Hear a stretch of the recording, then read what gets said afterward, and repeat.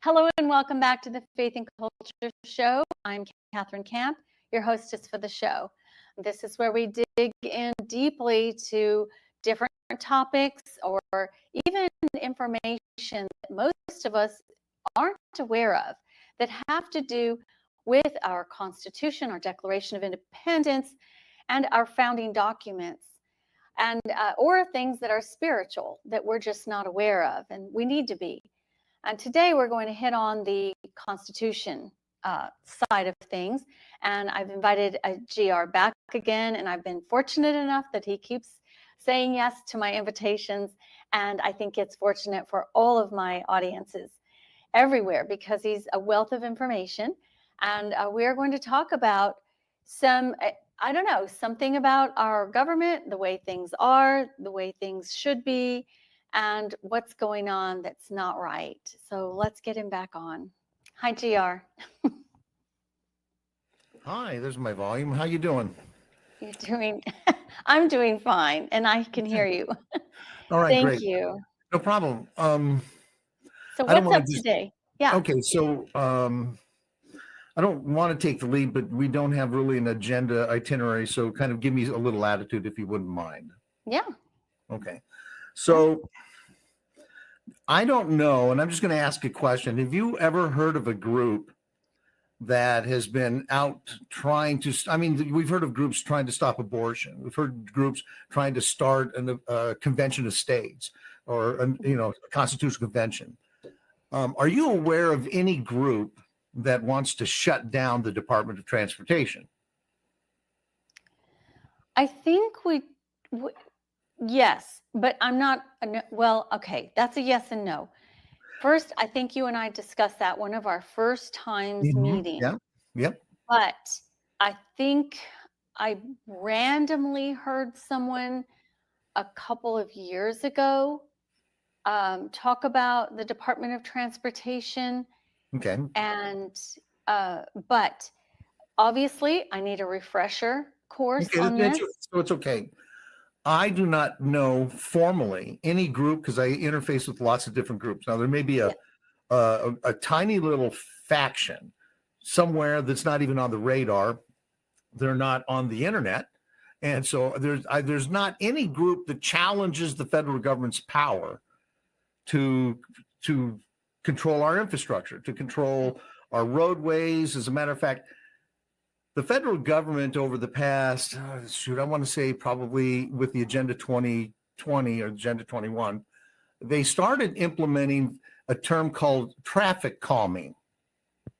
And traffic calming is antithetical to productivity, if you think about it, because the faster you get to work, the more efficient, the more efficacious your transportation and travel is, the more productive you are.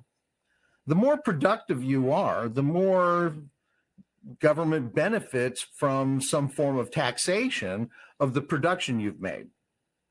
Now, government has gotten really out of hand as far as taxation and so forth. But in the old days, it was basically those types of things that a corporation would make, and they weren't directly taxing people. But nevertheless, in the old days, the more productive corporations got or the people got, the more beneficial that was for government regarding some form of taxation. And so it's a symbiotic relationship where it's a mutually benefiting relationship when government gains revenue because you're being more productive. And you would think the government would be very supportive of a more productive society. You would think. That would make sense. Yeah. Okay. And so if government is going to take the role of leading us, and basically, if we look at ourselves in a world economy where we're competing, you would think that they would want to, help bolster us and protect our productivity and increase it. Well, they actually started doing counter to that in the late century, in the late 1990s and so forth. And in early 2000, they started bringing in programs that they've been using in Europe, like roundabouts. Yeah. Once you install a roundabout, that instantly creates a slowdown 100% of the time. In other words, if you had an open road where you had light management, and if you think about it, how much does it cost to manage lights compared to putting in a roundabout? I mean, a roundabout's a lot, excuse me, it's a lot of construction. It is a lot of construction. Yeah, it is. And it's a paradigm shift and everything else. But by managing traffic with lights, if you get green lights, you can really get going. I mean, you can make good time into work or going home if you've got the green lights. And that's what they used to do. They used to actually have light timing so that with what they would feel is the safe flow of traffic, you'd be able to flow very efficiently into work and back home. And yet they have countered that, and it's almost like they're punishing us because we're too productive or we're being too good. And so the Department of Transportation has actually started doing those types of things where they're in either engaging or placing roundabouts, or in some places in towns, they are giving cities money to literally go from two lanes one each way to one lane each way to improve, what they call it, improving commerce. But actually, it doesn't really improve commerce. What happens is that the regular companies that used to be on those streets get, I just say they get hammered because more and more little boutiques like coffee shops and those types of things, quick services, actually jump into the arena, and the other corporations, work sites, and I'll just say medium-sized businesses usually have to find a new place to go because they've lost that. And so they're losing that access and in and out and so forth. So anyway, all of these things are plans that are a part of the Department of Transportation. Now, and I went through the three presidential vetoes a long time ago. In the early 1800s, James Madison was confronted as he was ending his presidency with Congress saying, we want to, create the footings for a Department of Transportation. And James Madison vetoed and said, we don't have that power to do that. You have to amend the Constitution before we can do that. Then they went to Monroe and they went to Jackson. So I don't want to retell the story. But in 1816, when James Madison first vetoed that, or actually 1817, there was a state that was coming into the Union, and it was Indiana. Now, when Indiana joined the Union, there were some holdbacks that they applied to Indiana. And what they did was they said, for the first time, we're going to use the Northwest Ordinance as a mechanism to tell the state what they can do with their land. See, under the Constitutional Convention, when they created this state admission, the design of it, originally in the convention, most all of the delegates said, well, we want every new state that joins the Union, we want to create a diminishment of their sovereignty. In other words, they're not going to have the same representation. They're not going to have the same voice in government. And a few Virginians were saying, do you know what you're doing? You're doing what Britain did to us. You're going to be putting these new states into a position where over time, they'll realize that they're bringing in all the money, and us few states on the edge here are going to end up having to deal with a revolt. Why would we want to do that? The whole concept should be everybody's equally sovereign, equally footed.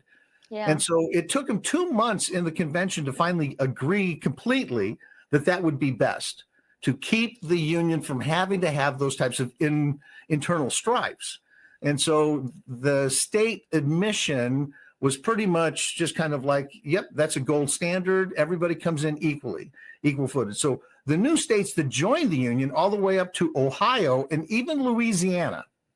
So Louisiana was purchased in 1803, and it was primarily French, right? How many Americans were living down in Louisiana when it became a state? And I think it became a state something like 1812 or 1809, something like that. So it was in the Union for maybe 8-10 years, and then it became a state. It came into the Union as a full sovereign state, equally footed.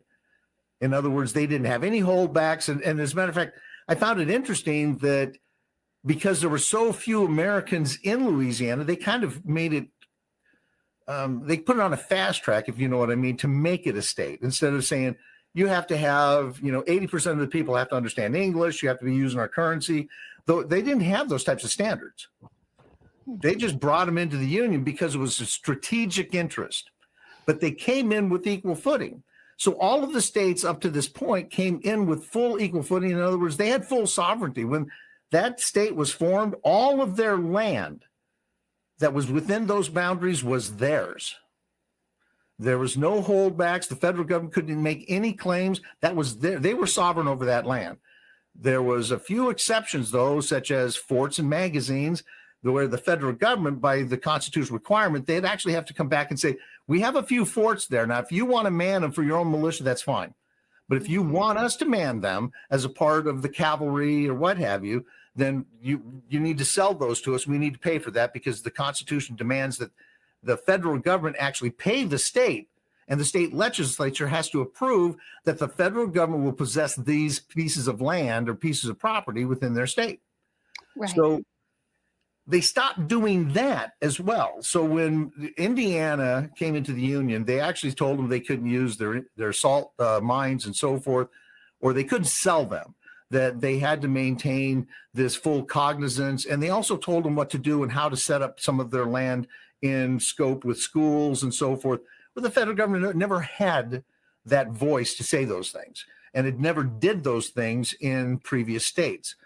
So this was a trial, and this again was in 1816 when Madison was just jumping out of the Union. The next step, the next state that joined the Union was Mississippi. Now, they used the Northwest Ordinance over Mississippi, and Mississippi wasn't a part of that Northwest Territory. So it wouldn't even be applicable to them, but they used the exact same logic to say, we're going to do this. And this is where they actually started injecting land holdbacks to say, you need to keep a little bit of land so that we can sell that. And it slowly started panning out to by 1820, they came up with this Land Use Act where the federal government would then take possession of every new state's property, at least 500,000 acres. And then the federal government would sell that land, and then they would give a stipend of the proceeds to the state. And a stipend, it was like 2%. So, and back in those days, how much did roadways cost? I mean, you just had to scratch some ground and say, okay, there's a trail, because they didn't have pavement. We just started talking about rails in America by that point in time in the 1820s. We didn't have a railway system at that point. So that we didn't have a sophisticated transportation system at all. So the states were just happy that they were going to get this revenue coming in from the federal government selling their land. They had no authority to do this, and this was literally strong arming. So in 1820, they passed this basically a Ponzi scheme that says all states that are joining the Union, you're going to have to give us land back so that we can sell it. And you know what they did with the majority of that land, or the money that they made, the proceeds off of the sell, went into the District of Columbia to give themselves an education system and to basically bolster up the District of Columbia. That was some of the, so that they were basically making a land of opulence for themselves as they were basically leveraging and using these raw states for selling property. All of this unconstitutional. So GR, yes.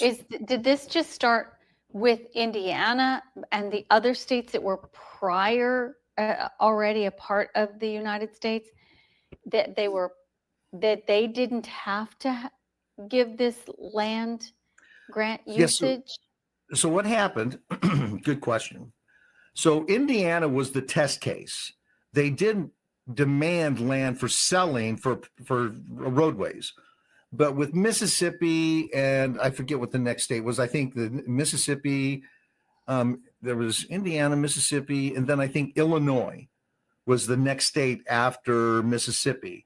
And Illinois was one of those states. And this is where they actually, it became their status quo or their routine or their modus operandi, however you want to call it, in basically holding the state a little hostage to say, you're going to have to give us some of this property so that we can help you create a roadway, a road system to come back to the DC and to interconnect throughout the other states and so forth. And nobody batted an eye.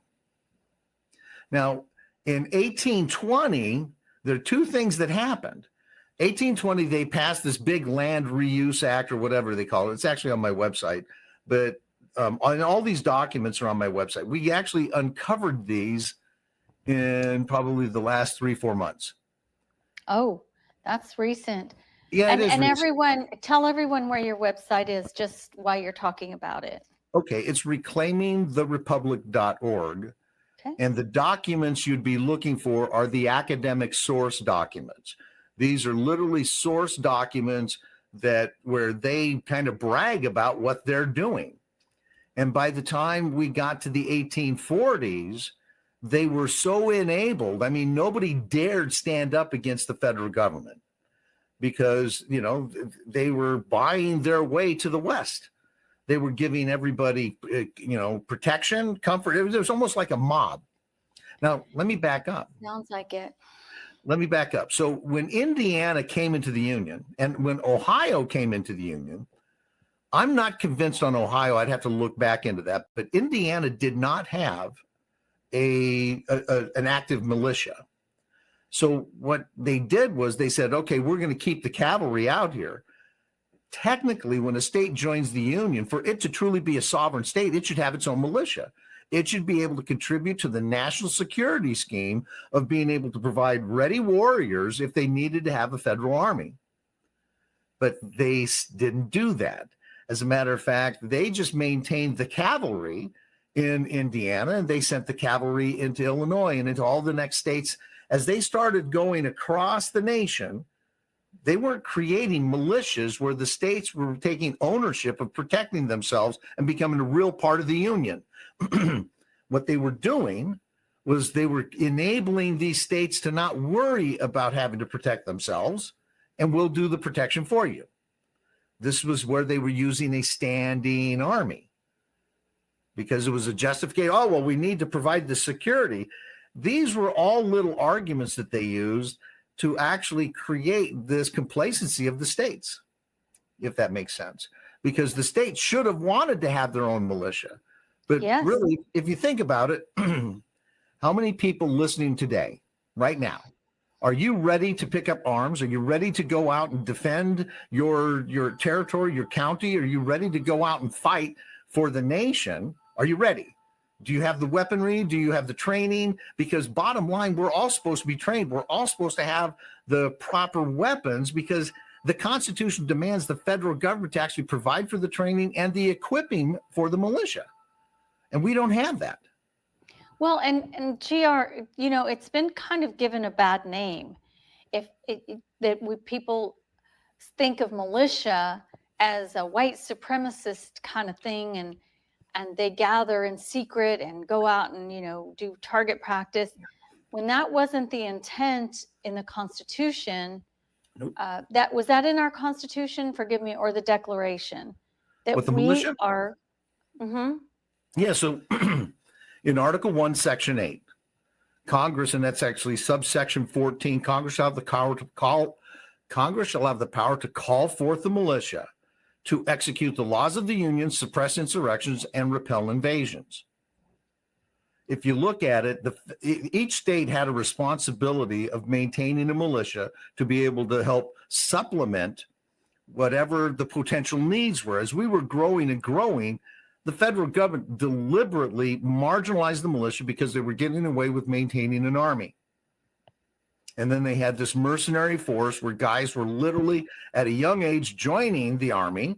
I mean, look at some of the states that were coming into the Union in the 1860s, 70s. Some of these guys joined in the 18 teens and were retiring.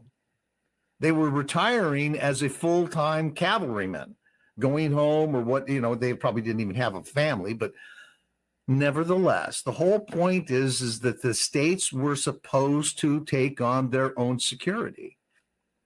They were supposed to get the training. The federal government's responsibility was to give the states the money or give them the arms and the money for training.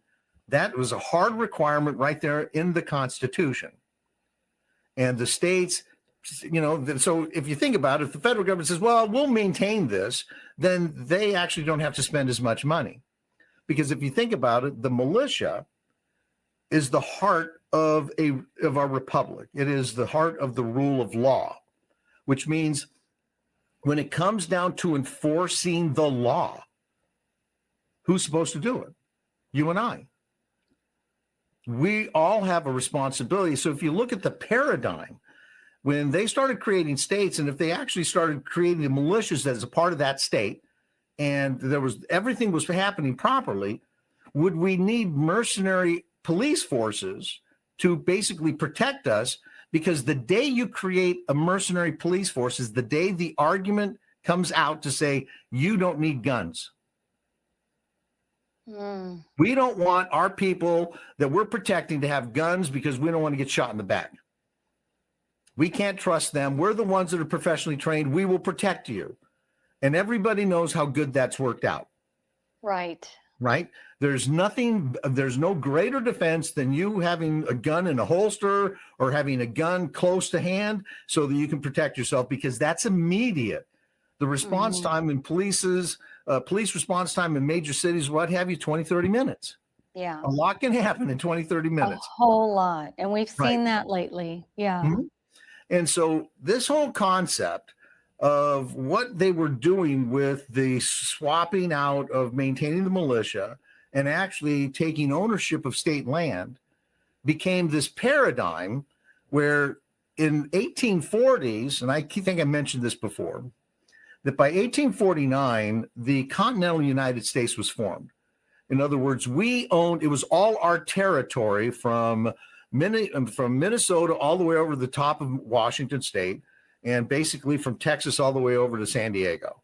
There were just two little strips of land in, I think, Arizona and in New Mexico, two really minor strips that we didn't have yet. So the Union had been formed.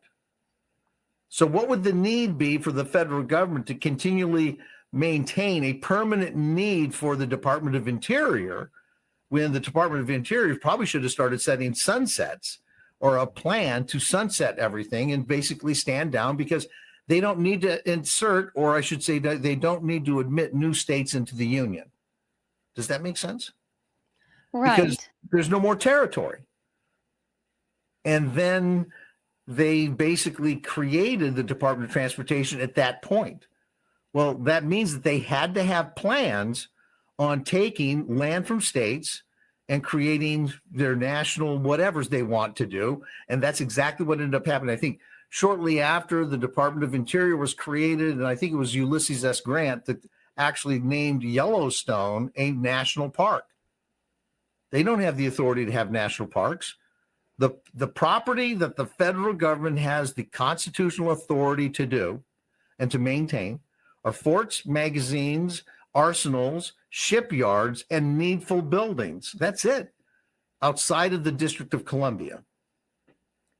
So for them to possess any of that kind of land, they have to pay for it. That's what it says, that the secession of a state, for the state legislatures to actually have to secede to allow them to have that fort, that arsenal, that shipyard, what have you, for them to do their functions and duties. Because if you have a port, they need to be able to inspect the goods coming in for imposts, for the taxation of goods coming in and regulating the commerce coming in. Okay, so that makes sense. So give them a building or give them a little port or a pier. And so that's, anyway, go ahead. Okay. You look like you were going to say something. Go ahead. I've got a couple things here. Sure. One is, so I just want to bring up something really current with the government shutdown. Obviously, it's happened before. This is Yeah. not like life shattering. Right. If the government is supposed to maintain, you say forts, magazines, anything that protects our country, and then that is whether the government shuts down or not, correct? Okay. Because Right. a lot of people are making these wild accusations, oh, the military has to shut down and all this. So right here we have what you're telling me is that is no matter what happens, they are paid no matter what. Okay. Yeah. Correct? So they will get their pound of flesh one way or the other. And so when you look at certain entities, whether they get paid or not, many of those that they want to hurt are the ones that they will not pay. In other words, those who are probably more patriotic. In other words, the ideologues, the leftists, hardcore leftists in the State Department and the social engineers and those who are the bean counters, making sure that, they're getting their pound of flesh. Those people will still get paid. But the parks, the military, they'll throw it out there. They'll start furloughing the military. Those are constitutional responsibilities that they're supposed to fulfill. I mean, they're required to fulfill those.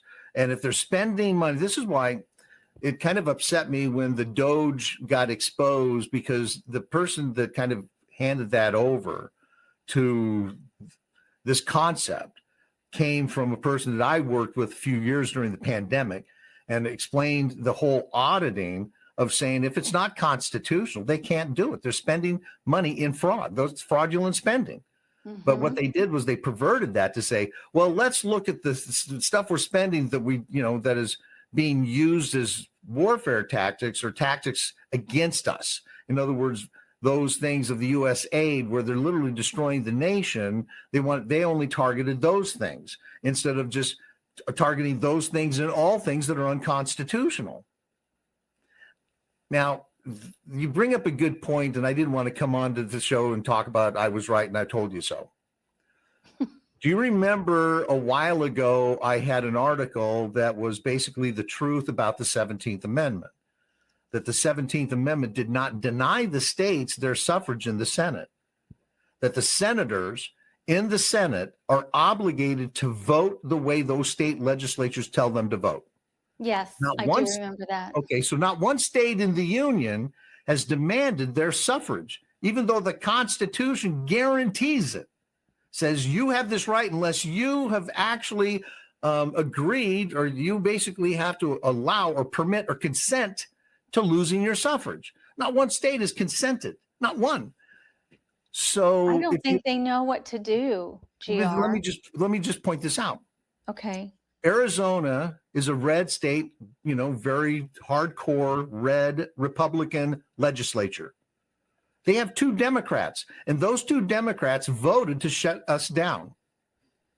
Now, that if that state legislature would have actually called and said, if you vote that way, we're pulling you. We're going to come after both of you and bring you back for sedition against the Constitution, for violating our right of suffrage. And the same thing with Georgia. They have 2 senators. That would have been 4 votes that Schumer wouldn't have gotten. Does this make sense? Yeah, and it's frustrating because I'll bet you anything, those state senators are not even educated in this area. So that's why I try to write the articles deep enough and academic enough so that everybody can actually go, oh my gosh, these senators in D.C. are supposed to vote the way we tell them.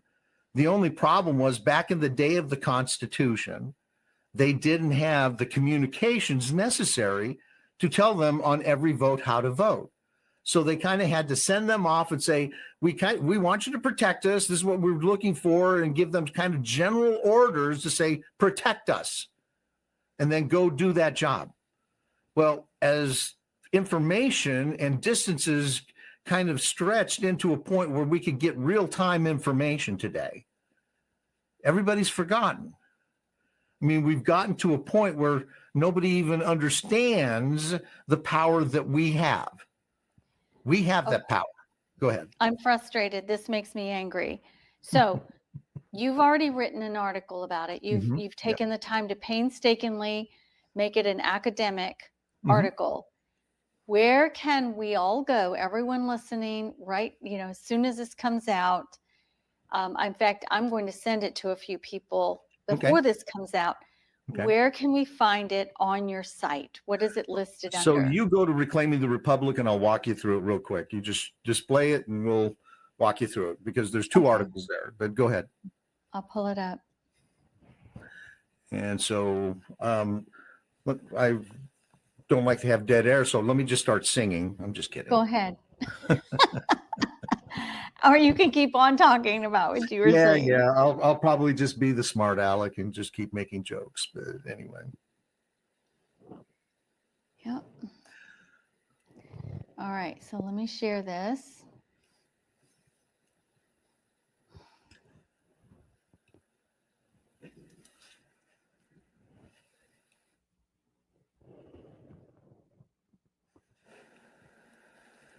There we go. Okay, so on the right side, if you go down to constitutional perspectives, it is probably right there. Yep, those are the new articles. And right there, the truth about the 17th Amendment. It's that little PDF file. Just scroll down just a little bit. You see the reds, the truth about this. There you go. That right there is the academic article that goes through and explains how the 17th Amendment did not gain consent to take away the state legislature's suffrage in the Senate. It only changed the way senators would be appointed as well as replaced. That is it. And so when you go through that, and I think once you get a little bit further down, you'll actually see, right, there was some color coding and everything else. I actually go through the Constitution to identify all of the things that's enumerated in the Constitution regarding the Senate. And so in both Article 1 and in Article 2, because the Senate has responsibilities, and the 17th Amendment didn't touch any of those responsibilities. The only thing it touched was how they were appointed and how they would be replaced. That's it. So why is it that we think that everything else changed? The Constitution is amended in the case of how it is amended. They only change the process of the choosing as well as the process of replacement. That's it. Okay.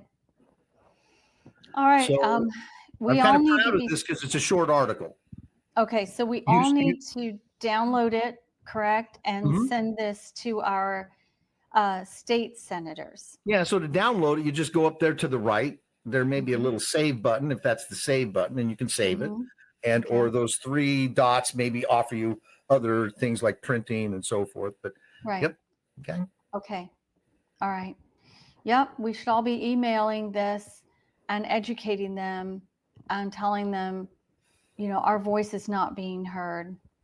Yeah, I would say that if we actually started yelling at Arizona, if we started yelling at Georgia, and as a matter of fact, if you look, I think Michigan and Minnesota, there's a few other states that either have one senator that might be Democrat or they used to be blue. Minnesota used to be blue. It's actually a split state now. So Minnesota is actually swinging back towards the red.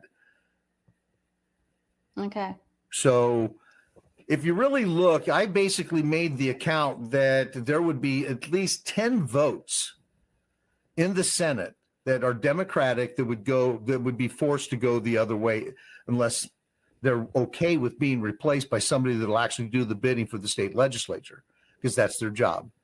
They're proxies. These senators think that they're these God makers, but they're only proxies. They only provide the suffrage for the state legislature. It's just like when you look at our representatives are supposed to represent us. They give us our suffrage in the House of Representatives. The problem is that when you're dealing per the Constitution, because there's only supposed to be 30,000 people per representative. That's the hard limit in the Constitution. one representative cannot represent more than 30,000 people. Well, It's they're not in that representing order. what, 700,000 now? Yes, this is correct. So they're representing hundreds fold more, 100% fold more, right? So as we look at the way we engage with technology today, there's no reason why somebody wouldn't come up with an app. Even if we got it down to 30,000, there wouldn't be any reason why somebody couldn't come up with a nice, clean app that would allow everybody kind of a, on a particular issue, all the different multiple choices. How do you want your representative to vote? How do you want them to represent you on this issue? And if they got, an overwhelming percentage of doing one thing or voting a specific way, then they would be obligated to vote that way. And if they don't, because we should be able to keep the metrics and everything else, we can actually let them defend themselves, how they failed to represent us. Why should we put you back in there? Because the whole process is we hold them accountable. They don't do our work for us, then we replace them. Mm-hmm. Yeah, that's the way it's supposed to work. Right. They have been hiding and nobody, well, until election time, it's rarely spoken of how they're voting. And then even that, there's just a few little blurbs about what they've really done. Yeah, so when you really look at the magnitude of 750,000 people, that's a lot of people. And they could easily say, oh, I had plenty of constituents that wanted me to vote this way. I voted the way my constituents wanted me to vote. And they're lying through their face probably. But when you get it down to 30,000, or when we get to a point where we can create an application that says, this actually were the people that you represent. And so we got some problems because nobody really understands what that representation is. Who's supposed to have representation? Do little babies have representation, or do children have representation? It should probably be a voting adult. So when you look at the 300,000 or 300 million Americans today, I'm sorry about that, 300 million plus Americans, we probably have, getting rid of all the illegals, we probably have somewhere around 260, 280. You take away all the children from that, we're probably down into the 100s, if not, the mid 100s, something like that. So now we are looking at, 150 million divided by 30. Well, that's going to be, still a few thousand, right? Probably a couple thousand representatives that will be representing everybody. But if we actually had a matrix where everybody had the opportunity on a daily basis to actually, connect to their representative, I want you to vote this way. If we were doing the due diligence, because if we were collecting the data that we, out of all of your constituents, 87% wanted you to do this one thing and you didn't do that. Just imagine, this is real-time governing where we, the people, actually have the control over what they're doing. And we could do it. Yes, we could. The technology is there. Yep, that's right. To find out, who voted how, or how many. It doesn't have to name names, but how many people requested voting one way or another. Correct. And when we really think about it, when we actually get back to the nuts and bolts of the Constitution really opens up, I think, this kind of paradigm of accountability. It opens up this way of saying, that thing was so perfect that all we need to do is utilize today's technology to basically adapt to using the exact same model, but instead of having DC, we don't even need the District of Columbia anymore. Right. Because it could actually, did you know half of the District of Columbia went away? Virginia took back its side. The only part of the District of Columbia that still exists is the Maryland side. And so it's my opinion that Maryland should take back their side. Why? Because there's been this move afoot to try to create a District of Columbia state. Right. And so why? If Maryland actually took over and the federal government just owned their needful buildings that they have, then they wouldn't be in this hotbed of land and state type of thing, trying to create their own little pocket of governing. Okay. Go ahead. Does that make sense? It does. It does. And it's frustrating. We have drifted so far. It's like when you're not reading scripture, you really drift from God. And before you know it, you are living like the rest of the world. And you're so far from God. And here we are so far off with the founders. They knew all of this stuff. They tried to put everything on paper, but if nobody's reading it, Right. and things have just gotten way out of control. Right. You have senators like Tim Kaine from Virginia saying that our rights come from government and not from God. It's like, are you kidding? You're a U.S. senator and you don't even know what this Constitution and Declaration, our founding papers, are about. It's maddening. So let me just throw this out. I've been covering the content, and as I've covered the content, I've been able to uncover more and more that's even more critical. I'm at that point where I think what we covered over the last 2 years, uncovered, I should say, like we've uncovered the fiasco or the poisonous pill that the Federalist Papers were. And so I'm writing the article, I'm just finishing that article on how that has been the undermining of America, that Federalist Papers. Okay. And so this land Ponzi scheme was the beginning of the federal government really operating outside the boundaries, figuring out a way to basically take advantage of the states instead of serving the states the way they're supposed to. So on my show from January to the end of the year, I cover content. In other words, if you really look, I may be in a position where I may not be able to cover the entire content from January to December. There's that much. We go through reading and reading and reading, and we try to read those things like reading scriptures that are really, these are the key parts. Can you read the New Testament and the Old Testament in 1 year? Yeah, you're going to have to spend a lot of time to do that. A lot of time to do that. I get 1 hour, 5 days a week. So if you add up, the 52 weeks times 5, that's 260, whatever it is. And whatever that number is, and you go, okay, that 1 hour that many times, that's not enough, right? And so what kills me is you would think that some of the content that I cover would be far more viral with American patriots than a little kitty, getting caught in something or some stupid dance that millions of hits.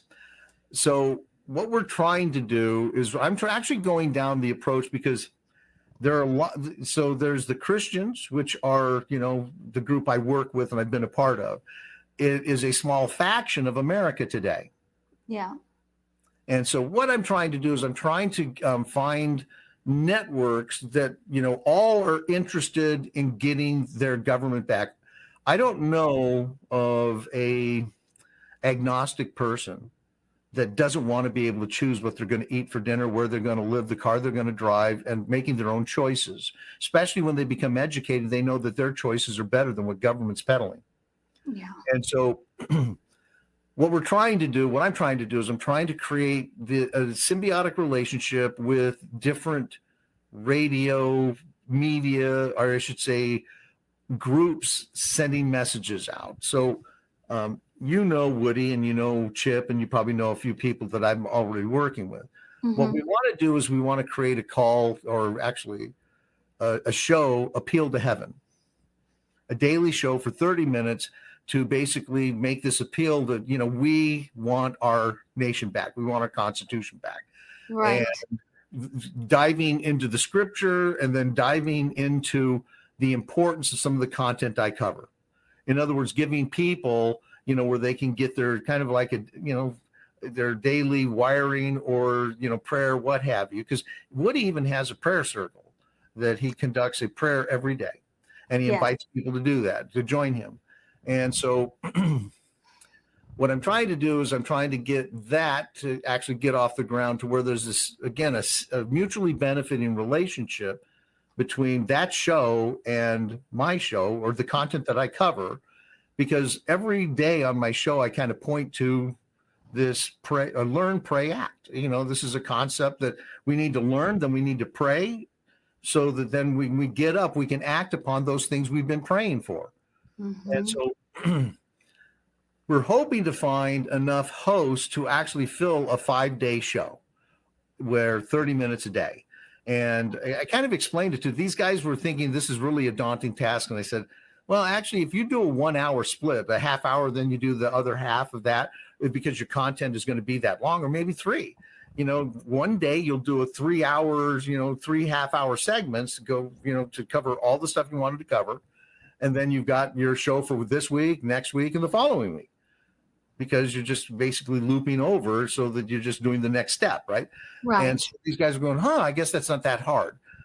Getting either the software, getting the things to do that is the learning curve, and doing it is the learning curve. But the point is that if we can start creating shows that help people realize that the content and the truth is out there, that on Reclaiming the Republic, we actually read these documents so that you don't have to.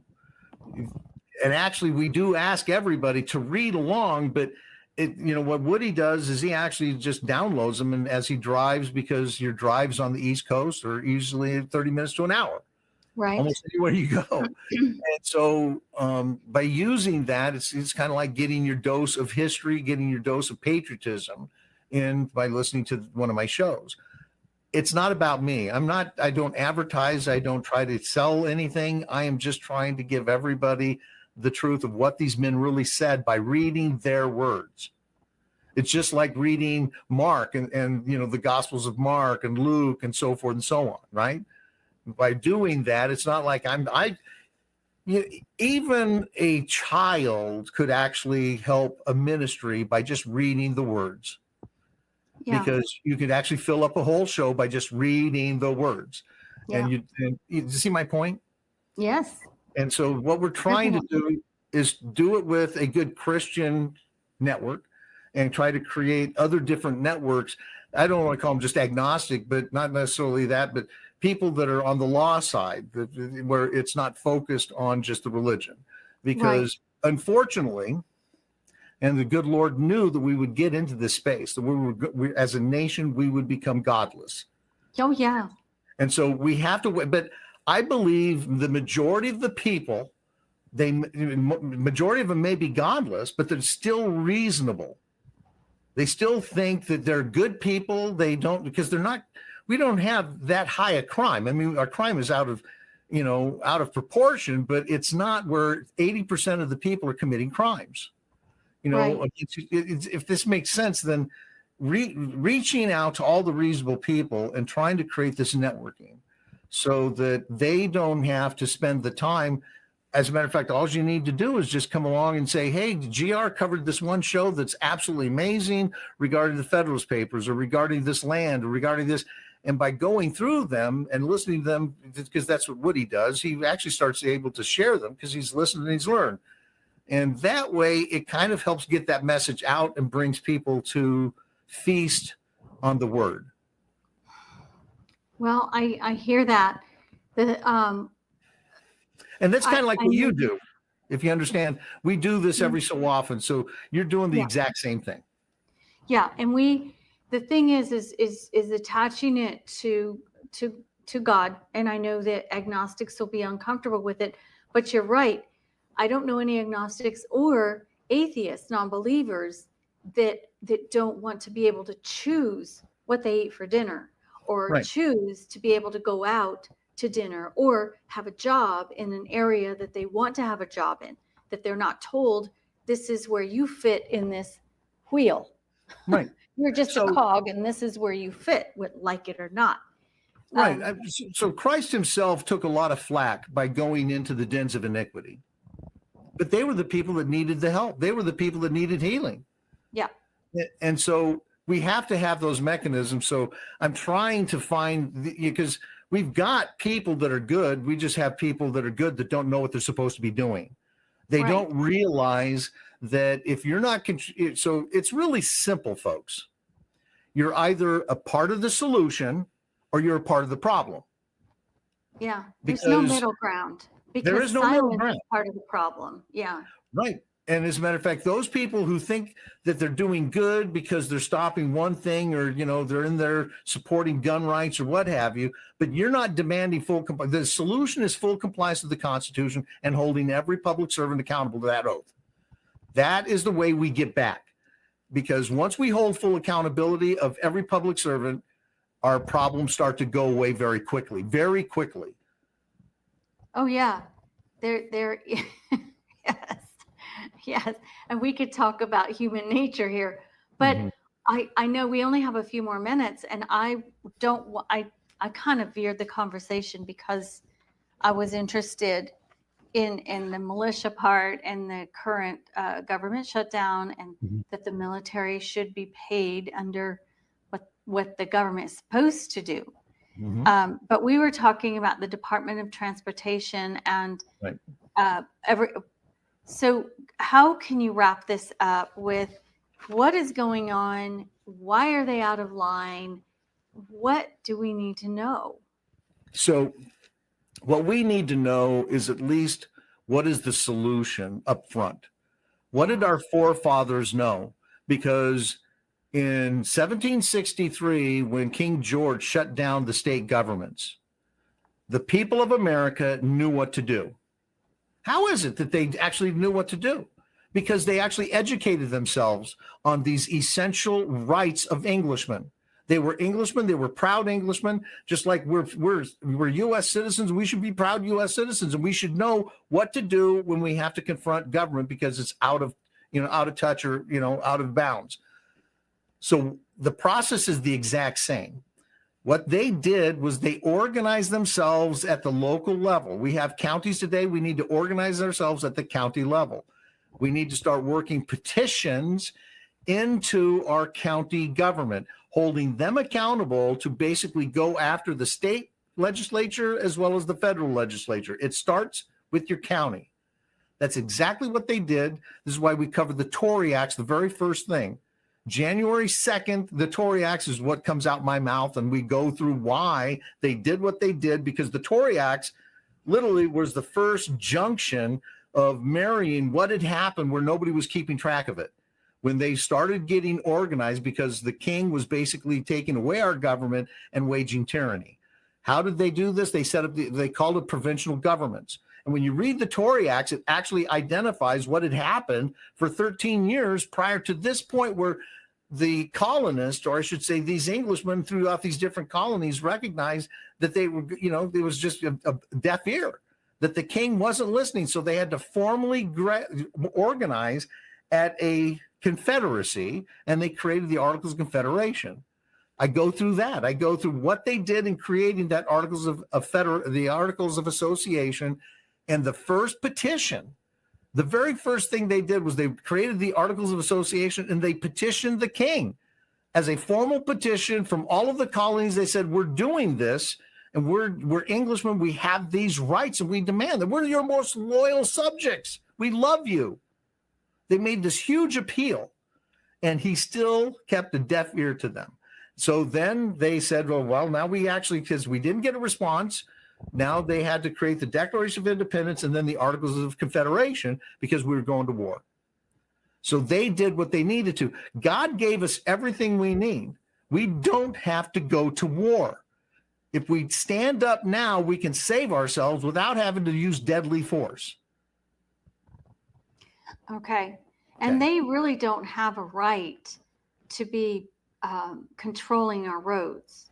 I thought that's what was one of the things that they were supposed to do. Was that, are you saying that they are not, that is something that each state needs to have done, is taking care of our road system? So here's the problem. I have not looked at the Virginia Constitution, but I've looked at a lot of different constitutions, state constitutions.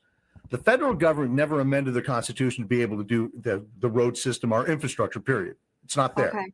So they don't have the authority to do that. In our world, we have to delegate the authority to our government, or they can't do it, period. So the question is, was it delegated to the state of Virginia and the state legislature? Do they have the authority to create these highways and regulate us and everything that they've done? I'll bet you bottom dollar to donuts that they didn't get the authority. They just followed the federal government's lead. They took their money and they allowed the federal government to do what they were doing. Okay. So that would be in our state constitution. It has correct? to be in your state. It has to be in your state constitution that they do this. I have yet to see a state constitution where the people delegated the authority to your state government to actually do all of the things that they're doing. So what we're going to realize is that your state is doing things that the federal government is telling them to do, that the federal government doesn't have the authority, nor does the state have the authority. I'll bet you if you went and opened up, and I could do it really quick, I could just open up the Virginia Constitution. If you want me to, I'll do it. But I'll bet you anything, there's nowhere in your Constitution that gives your state the authority to set a minimum wage. And yet Virginia has a minimum wage. And we know the federal government doesn't have the authority to set a minimum wage. That's not in the Constitution. Does that make sense? Yeah, because I just looked it up recently. The Virginia minimum wage is different from the federal minimum wage. It is.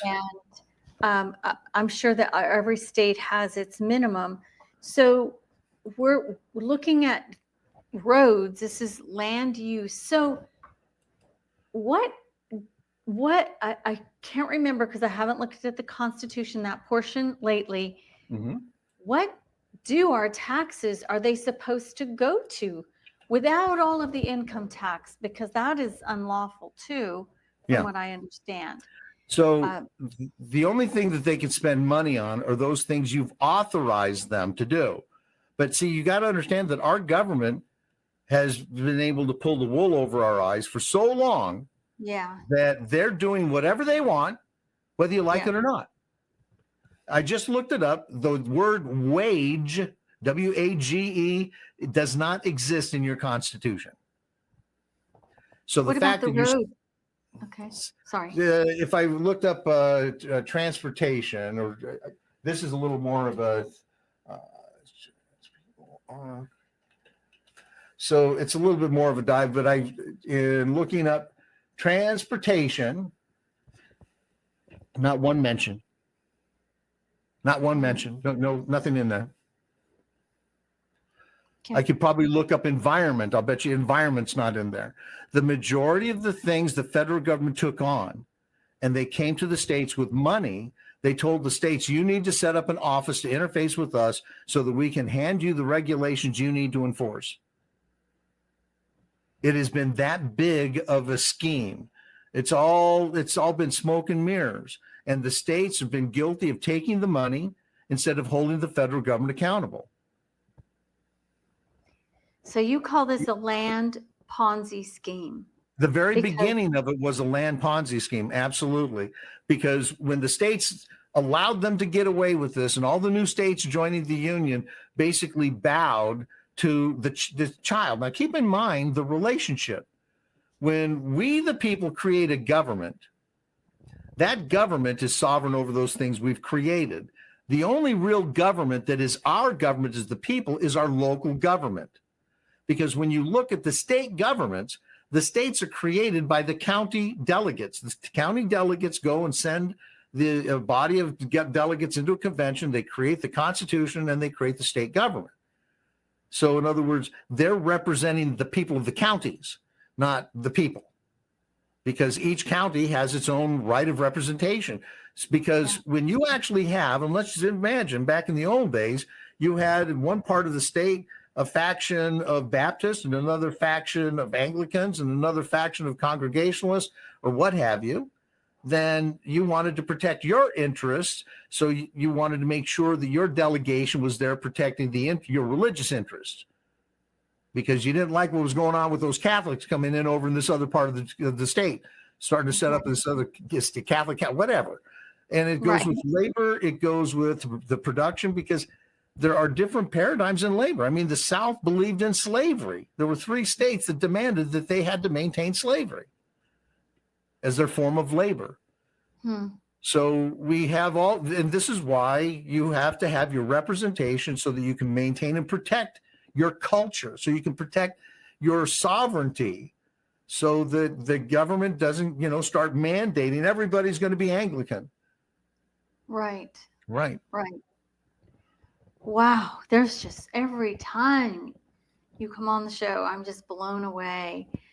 All right. Well, I'm really excited about our next meeting because we're going to talk about some things Yeah, we about didn't get a chance to talk about Thanksgiving. I'm sorry. Yeah. I wanted to bring it up. No, it's okay. Right. Anyhow, well, one more time, thank you so much for an awesome show. And I encourage everyone to go out reclaiming the Republic. And you want to just tell them a few other things like your radio show and the names like that.